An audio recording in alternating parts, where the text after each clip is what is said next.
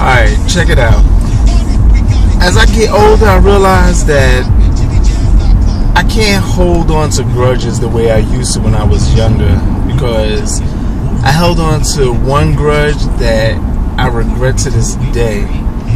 And it doesn't bother me now, but in the beginning it bothered me when I found out that the grudge that I had toward my best friend Mike, when he was killed in a car accident,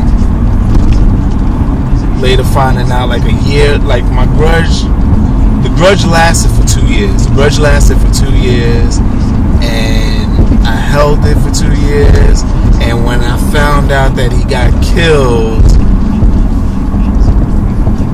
it bothered me, because it was a grudge that I didn't need to hold.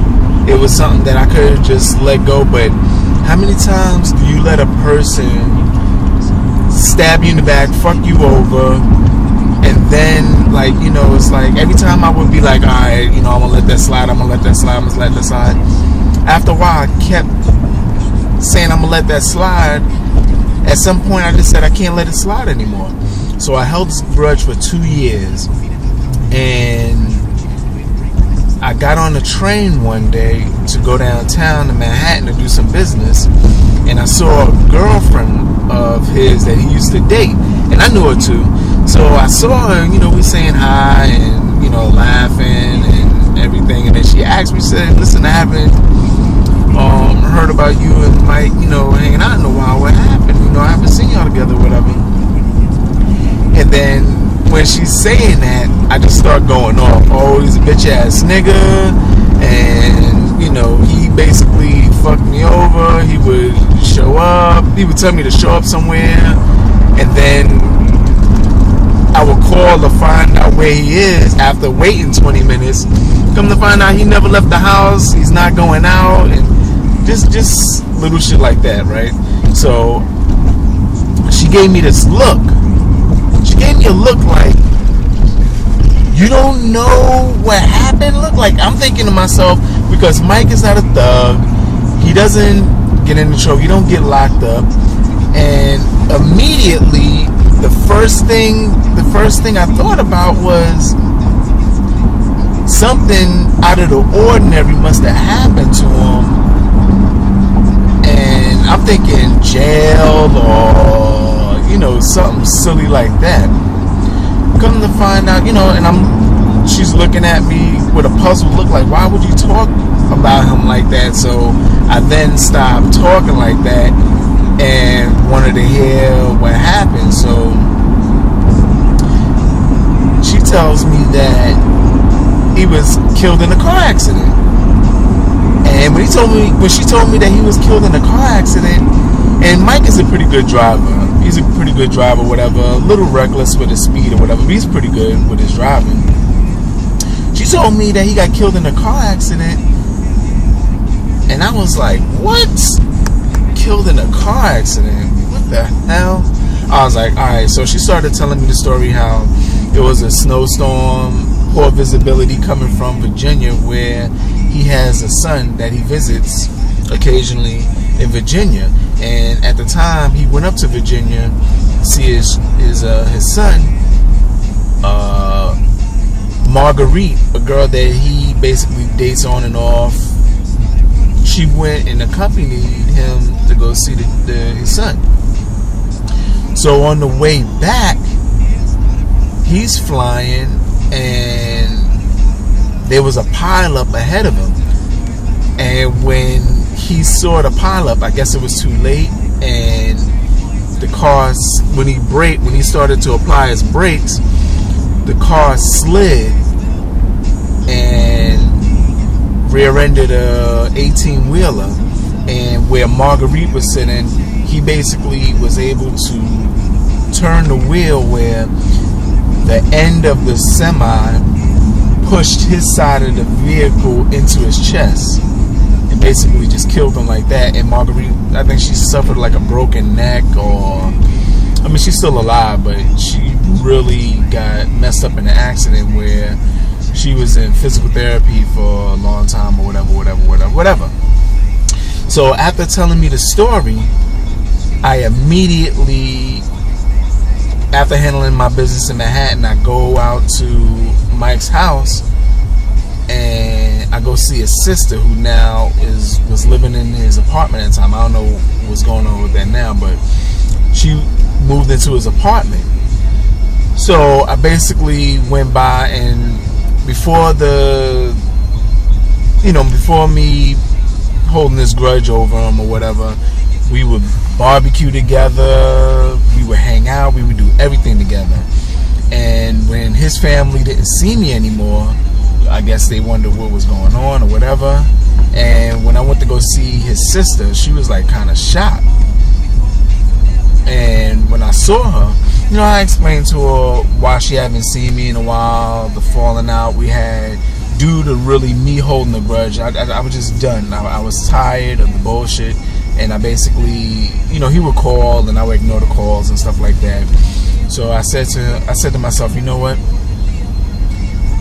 Let me go see the family and explain to them exactly why I haven't been around. So I'm speaking, you know, I'm talking to his sister.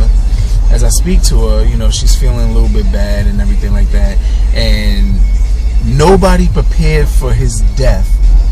No insurance or whatever. So she's telling me a little bit about how they're trying to raise money for the headstone, and, you know, recovering from the burial and funeral services and stuff like that.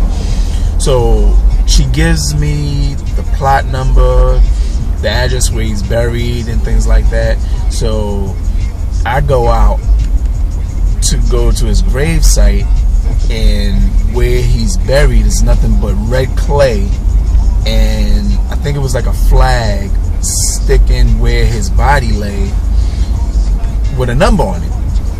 So eventually they raised $10,000 for his headstone, and like a month later, I believe, I went back after that was placed. And I went up there, and, you know, I said a few words, and basically I stood there in shock, like, wow, truly amazing. And then I felt a little bit bad because I didn't get a chance to mend things between us and just let them know that, you know, I was just on some bullshit. No, I wasn't on no bullshit, but, you know, I didn't express myself to how he was making me feel when he would say, D, get me out of bed to go downtown late at night, talking about VIP and name on the guest list. Get there, they're telling me I can't get in until he shows up. And then when I call, I don't hear from him until like an hour later or a day later, and he tells me, oh, girlfriend came over and he couldn't leave, or girlfriend came over and he didn't feel like leaving. He was giving me all these kind of excuses, and then I was just like, you know what, later for that. But now with my friends on the block and stuff like that, when they're having little events, little get-togethers and stuff like that, in the past I would really not go because of being busy, but now I try to make it my business, make an effort to go out and you know, basically vibe with the fellas and stuff like that, because you never know when somebody passes away. It's like here today, going tomorrow, and then all you got is memories of that person. So whenever they have little get-togethers and hit Facebook and send a blast out to everybody to be at a certain place, I try to be there, because it's really good to vibe with your you know, your friends from the neighborhood and stuff like that, and reminisce and get a laugh out, because I work all week, and this is the one time I can do something other than work and enjoy myself with people that, you know, I care about and I really like to see do good and, you know, have fun with. So because of his death, Mike's death, it got me to be a little bit more social with my friends from the old neighborhood and stuff like that, because it was just work. And because of Mike passing away, I realized that it can't always be about work, because when that person is gone, there's no coming back from that. You won't see that person again. So the guys that I have a really good relationship with from the neighborhood, and the guys that I just, you know, casually have a relationship with, is even just vibing with them when we get together at Glenroy's, which is a bar lounge in the Bronx on Grand Concourse, in that area, and just getting together on, you know, during different functions and stuff like that. It feels good. It really feels good to see these guys, how they've matured, built themselves into different areas of employment and stuff like that. It's really good that everybody's doing good. So there you go.